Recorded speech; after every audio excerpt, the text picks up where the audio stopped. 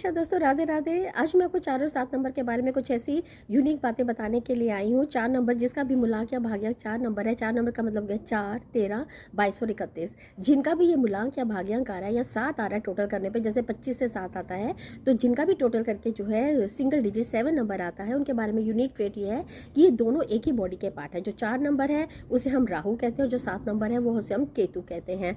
तो इनकी कुछ यूनिक बातें ऐसी हैं कि जैसे कि आप जो ये राहु केतु है, हेड और बॉडी, ये एक राक्षस था जो स्वरभानु, तो इसने अमृत पान कर लिया था, चीटिंग करके देवताओं में बैठ गया था। तो जब मोहिनी नारायण जी को पता चला मोहिनी रूप में, उन्होंने इसका गला काट दिया। अब जो ऊपर वाला पोर्शन है वो बन गया राहु और जो नीचे वाला वो बन गया केतु। अब राहु के पास क्या चला गया? राहु के पास हेड चला गया और केतु के पास क्या चला गया? उसके पास दिल चला गया।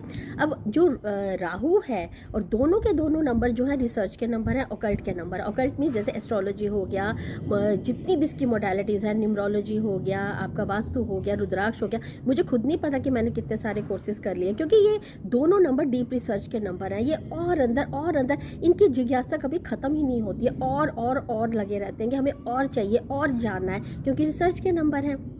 अब जो ये दोनों हैं, ये दोनों आपको विदेश की यात्रा करवाते हैं। आप ये जो है फॉरेन रिलेटेड काम कर सकते हैं, इंपोर्ट एक्सपोर्ट का काम कर सकते हैं, आप बाहर सेटलमेंट के लिए जा सकते हैं। अब जो 4 नंबर है ये सुपर डुपर इंटेलिजेंट है, ये जीनियस का नंबर है। क्यों? क्योंकि रिसर्च करता है। 7 नंबर भी वही करता है। लेकिन जो ये है, ये दूरदर्शिता भी बहुत होती है। ये जो आप दूर तक नहीं देख सकते वो राहु देख लेता है। अब इसकी दोनों क्वालिटीज़ है। अगर तो आप बैड कंपनी में चले गए, राहु की बात कर रही हूँ, अगर आप बैड कंपनी में चले गए तो आपसे डाउन कोई नहीं है। और अगर आप देवताओं की कैटेगरी है, अच्छी कंपनी को ज्वाइन किया आपने, कंपनी का मतलब सत्संग, उनको किया, तो आपसे बड़ा महात्मा कोई नहीं है। आपके विचार भी महात्मा वाले होंगे, आपके विचार भी अच्छे होंगे, आपको नेम फेम सब होगा। नेम फेम तो उधर भी होगा लेकिन नेगेटिव वे से होगा। तो जो राहु है ये बहुत इंटेलिजेंट होता है। ये भ्रम का नंबर है।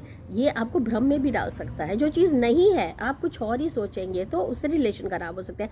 दूसरी बात ये है कि ये आपका सडन गेन और सडन लॉस भी लेकर आता है। ये हर्डल्स डालता है। कई बार आपने ये सुना होगा कि हमने तो कुछ किया नहीं, हमारे ऊपर लोग इल्ज़ाम क्यों लगा रहे हैं, लोग हमसे क्यों पीछे होते जाते हैं।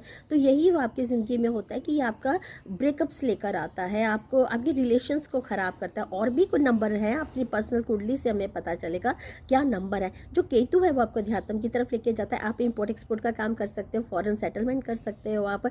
और ये अगर आपने ज़्यादा ही आपका मैलेफिक हो गया तो आप डिटैच हो जाओगे अपनी चीज़ों से, मटीरियल थिंग से, अपने रिलेशन से डिटैच हो जाओगे। ये कुछ ऐसी बातें थी। पर हाँ, एक बात जो बहुत इंपॉर्टेंट मैं आप लोगों को बताना चाहती हूँ कि 4 और 7 नंबर की कुछ ऐसी डिजीजेस होती हैं जो छुपी होती है, जो पता ही नहीं चलता, लास्ट स्टेज पे जाके आपको पता चलता है। Remedy, feed the dog.